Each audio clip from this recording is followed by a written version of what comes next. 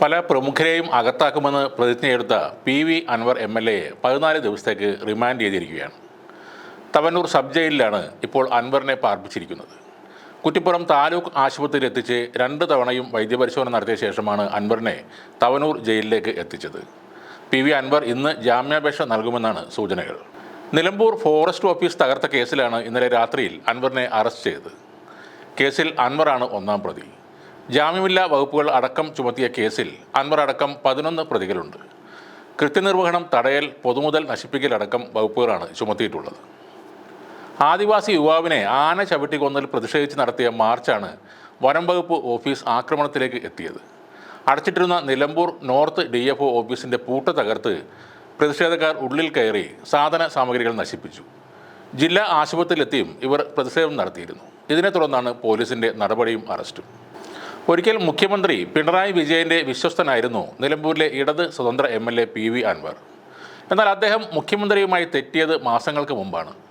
പോലീസിലെ ചില ഉന്നത ഉദ്യോഗസ്ഥരെ ചൊല്ലി ആരംഭിച്ച അഭിപ്രായ വ്യത്യാസം ഒടുവിൽ പി.വി. അൻവർ ഇടത് ബന്ധം അവസാനിപ്പിക്കുന്നതിലേക്കും തുടർന്ന് അൻവർ ജയിലിലാകുന്ന സാഹചര്യത്തിലേക്കും ഇപ്പോൾ എത്തി നിൽക്കുകയാണ്.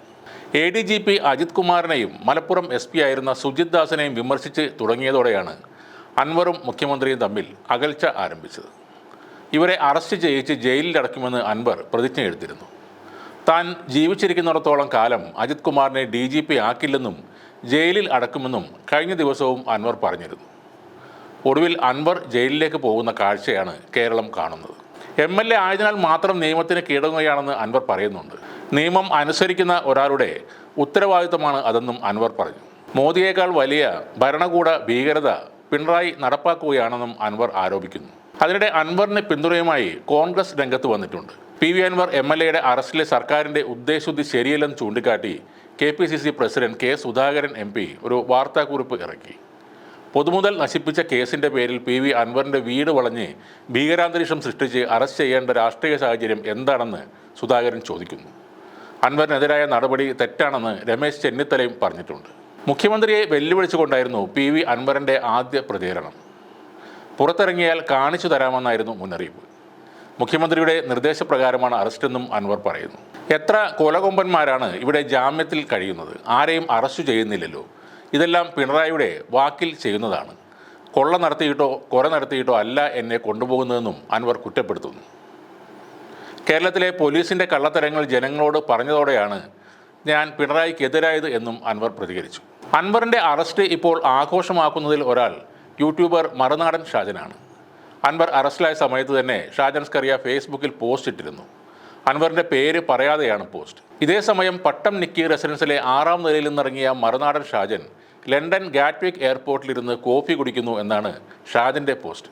ഷാജനെ പട്ടത്തുള്ള ഓഫീസിൽ നിന്നും താഴെ ഇറക്കുമെന്നും ജയിലിൽ അടക്കുമെന്നും അൻവർ ശപഥം ചെയ്തിരുന്നു. അതിനുള്ള മറുപടിയും ഒരു വെല്ലുവിളിയും കൂടിയാണ് ഷാജൻ്റെ ഇപ്പോഴത്തെ പോസ്റ്റ്. പി.വി. അൻവർ ഉന്നയിച്ച കാര്യങ്ങൾ എല്ലാം വളരെ കൃത്യം തന്നെയായിരുന്നു. വ്യാജവാർത്തകൾ പടച്ചുവിടുന്ന മറുനാടൻ സമൂഹത്തിൽ വർഗീയത പടർത്തുന്നു എന്നതായിരുന്നു പ്രധാന ആരോപണം. വളച്ചൊടിക്കുന്നതും പക്ഷപാതപരമായ വാർത്തകൾ ഇടുന്ന ഏഷ്യാനെറ്റ് ചാനലും ഷാജൻ്റെ ശത്രുവായിരുന്നു.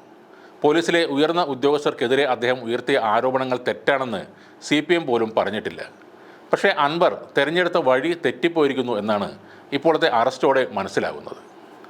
അൻവർ ഇനി കക്ഷി മാറി കോൺഗ്രസ് പാളയത്തിൽ എത്തിയാലും രാഷ്ട്രീയത്തിൽ ഇല്ലാതായാൽ പോലും അദ്ദേഹം പറഞ്ഞ കാര്യങ്ങൾ നിലനിൽക്കുന്നു എന്നത് യാഥാർത്ഥ്യമാണ്.